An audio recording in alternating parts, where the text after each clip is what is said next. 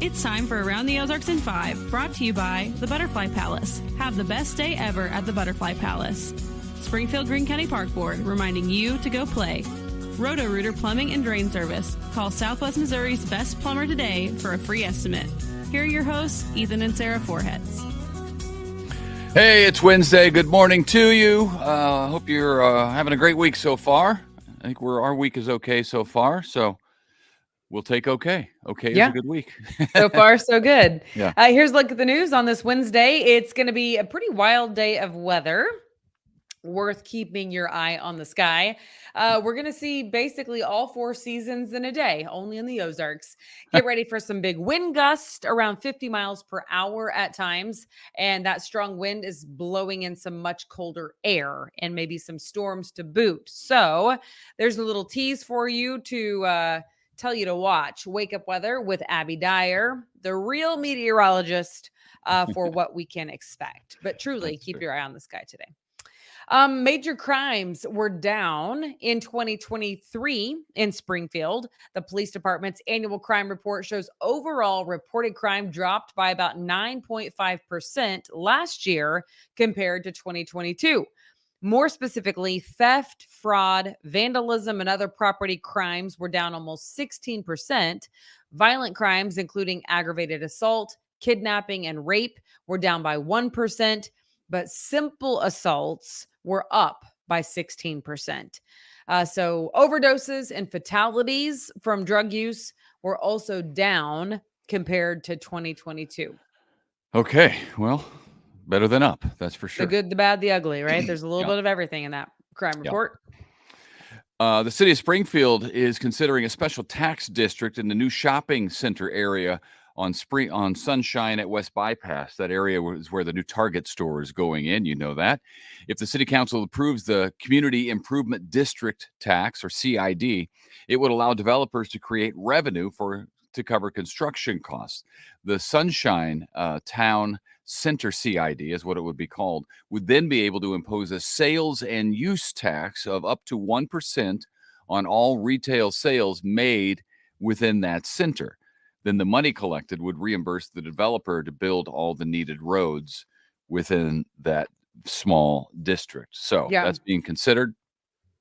And honestly, that's a draw for developers because they can recoup some of their costs to put it in. So my guess would be that it probably will get signed off on. And the city doesn't have to pay the upfront road costs, construction costs. Right. Yeah. Right. Yeah. We've seen that done elsewhere, and it has often been successful. So there you go.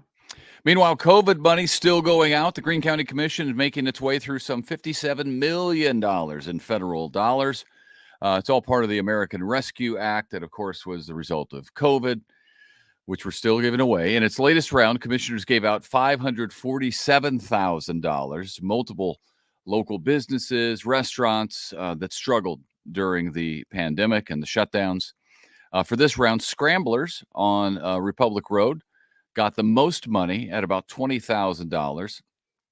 Velocinos, Buckingham's, and known as Italian Cafe are among the list of other recipients, so a lot of eateries. Greene County now we whittled the $57 million down to just less than $4 million to hand out by the end of this year. So I feel like they can do it. It's interesting, isn't it? Because it's been so long that they're still giving it away. It is. It seems like it would have been more beneficial right at the outset for those businesses, but maybe not. There's a reason that I don't own a busince. So I don't. Some of them went out of business because they couldn't. It just didn't work during COVID, and so the ones that made it are going to get kind of reimbursed for the problem period. But if you didn't make it, you're just out of luck. All right. Republic and Clever are both about to have better internet. Cable America Corp, which has 1 million customers across 24 states, just announced $3.3 million worth of upgrades for Clever and Republic. The work should be finished by the end of the year. The company says it intends to enhance connectivity for both residential and business customers. Well, the stolen cat is back at the Humane Society in Springfield. You may remember workers put out the all call after a woman walked into the building last Saturday, stole a cat carrier and a cat named Dime, and then walked out the front door. The Humane Society says Dime is in good condition and back in their care now. They thanked Greene County deputies and the Springfield community for the help in finding Dime. Yeah, they had surveillance pictures and video and everything of the. I know. I saw it. You know what's really interesting is you cannot steal. That's a given. But I actually was a bit surprised that they really were like super intent on finding the cat because Isn't the goal to get cats homes? yeah, Yeah. and this lady, I mean, if she would have just like, it makes me wonder, if she would have just asked and said, "Hey, I can't afford the adoption fee, which is like $10, I think, for a cat. Can I just have the cat?" Like, I feel like they might have been like, "You know what? Yeah, Well, thanks for asking." yeah, I don't know what all is involved in checking people out before they give away pets, but yeah, I was a little surprised at their reaction. But then I thought about it, and it's like, well, you know what? Doggone it, that's their stuff, and you can't just have Yeah, people walking in and stealing stuff. true. I know. So, and it was also But a I was a carrier. little bit like, wow, okay.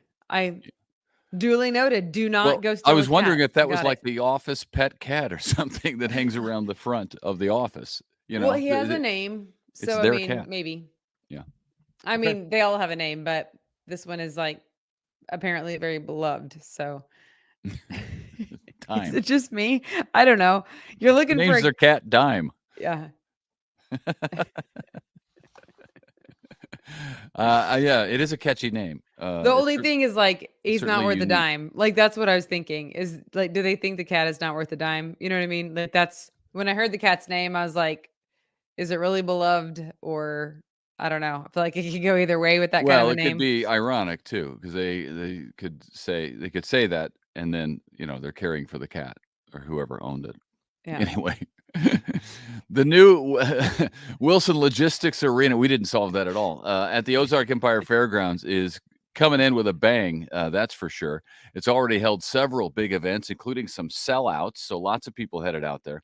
And it's estimated now that its economic impact could be $60 million in its first year of operation, which is this year. That's cool. It opened on January 11th. And of course, we'll be home to the Ozarks Lunkers Arena League football team, whose season begins in June. So that'll be fun. And Bass Pro Shops is amending its plans for a new location in Texas, changing towns, actually. It will open that store in Odessa instead of Midland, where it had been previously announced that it would be opening a store. The Odessa store will be bigger than the one that was planned in Midland. It should be store 172 for Bass Pro Shops when it opens, assuming they don't have anything else that's about ready to open here soon. Yeah. I think those towns are close too, aren't they? Yeah, they are. At least the television market. Same metropolitan area, yeah. Yeah. The Midland Odessa TV market. Did you apply there right out of college? I did not. I sure did. I did not. I got a job in Las Vegas right out of college, so. Yeah, it's that voice. I didn't have to go to that voice. tiny little market. One of a kind. I ended up there on my second job, though. I had to go to a tiny Long little story. market. Could have been Midland, Odessa. In fact, I had an offer there, but instead I chose Sherman, Texas. And look at I you could now. have also been in Tyler, Texas, or in San Angelo. Yuma, San Arizona. Angelo. I had lots of offers in Texas because I was trying to go south. Yeah, that's where it's warm. Yep. Good for Lots you. of offers there, all of them in tiny little markets, and Sherman was where I landed. Okay. I could have been an actor, but I wound up here.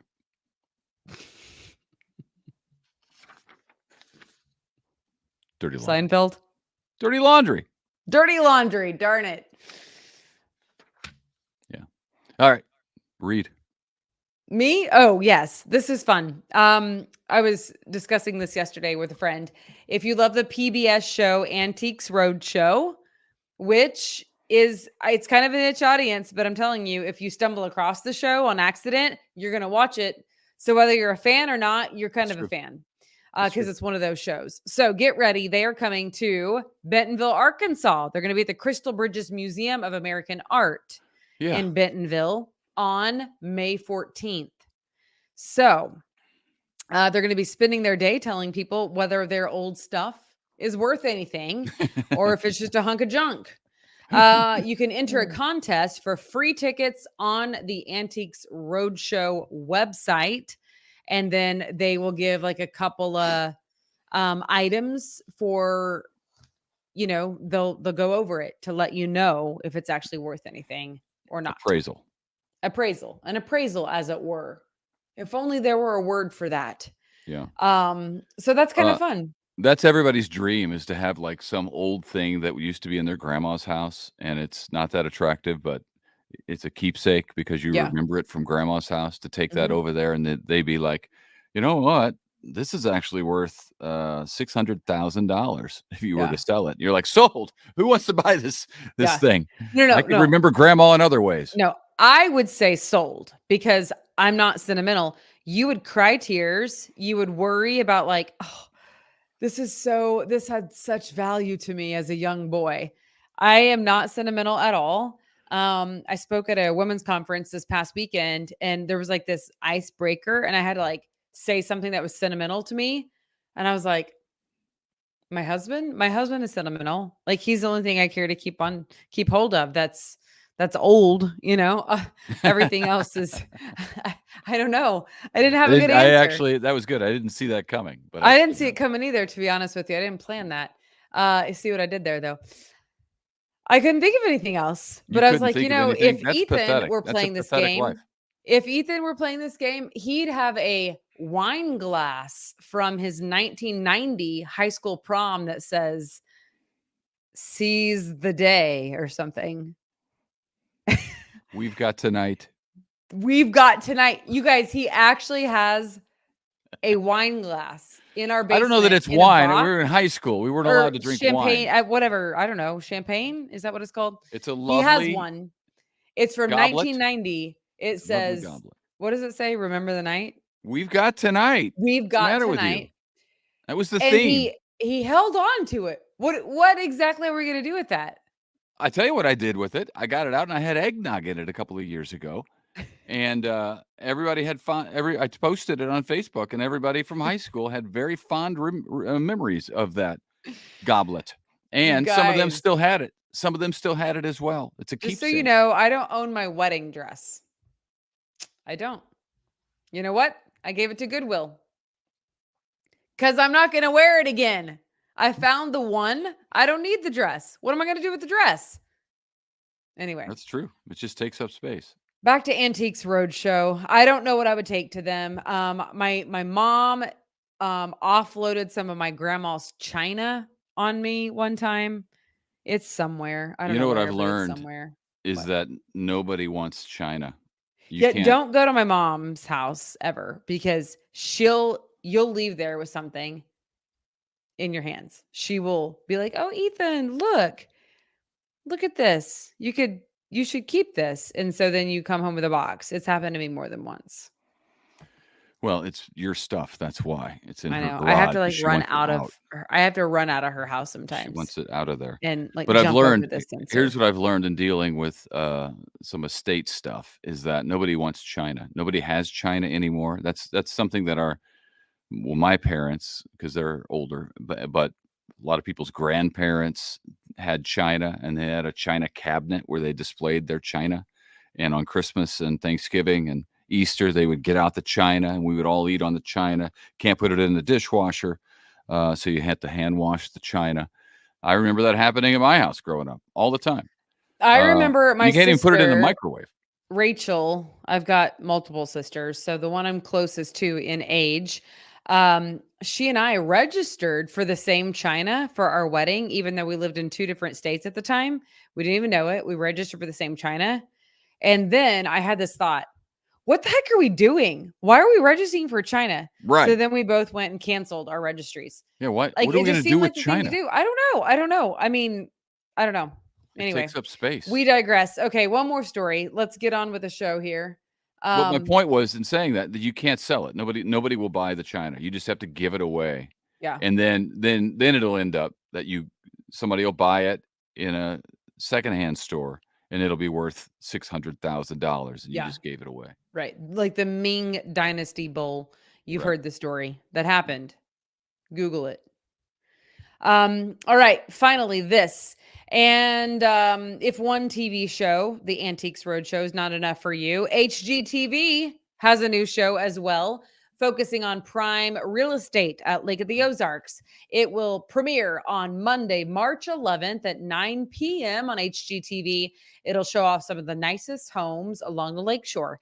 The network calls Lake of the Ozarks the Hamptons of the Midwest, which is funny because if you watched Ozark, the drama, the area was portrayed not as the Hamptons of the Midwest. It's a little different on the Ozark show on Netflix. If you've seen any of that, we couldn't get through it, but you go. It is not the Hamptons of the Midwest in their view. But I think I'm going to record that show because I'd like to watch it. Some of those houses up there on the lake are unbelievable. It's such a pretty spot. You sounded like Lisa Harper when you said that. Okay. Do you know who she is? I do. Nobody else does. Well, she sometimes says unbelievable. Well, those houses are. When I'm up there, I just dramatic pause. It was good. I just look at the houses up there because they are unbelievable. And it's such beautiful property because you can get there as opposed to Table Rock Lake. You can get right down there on the water. You can live, so they can cut down all the trees, and you've got it's the whole thing. I think I like the way Lake of the Ozarks or Table Rock does it better with maintaining the trees. Yeah. But at any rate, they are really nice houses, and you can see inside them on that HGTV show. I'm in. Sold. March 11th. Record it. We'll watch it. It'll be great. Okay. Date night. Yeah. Okay. That was a really long podcast, and we hope that you stayed tuned and enjoyed it as much as we did. And Probably if you more. are holding on to your grandmother's china, God bless you. You really are a saint. And good luck down in Bentonville getting rid of it. Yeah. May 14th. Check it out. All right. That's it.